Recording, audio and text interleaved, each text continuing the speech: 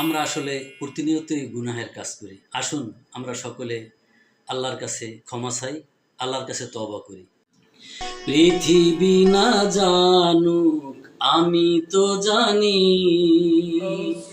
আমি কি পাপ করেছি হায়।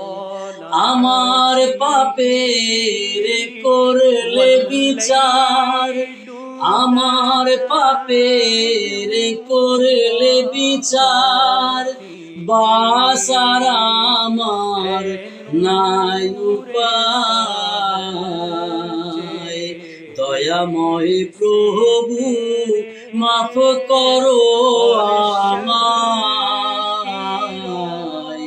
মাফ করো আমায়। পৃথিবী না জানো আমি তো জানি।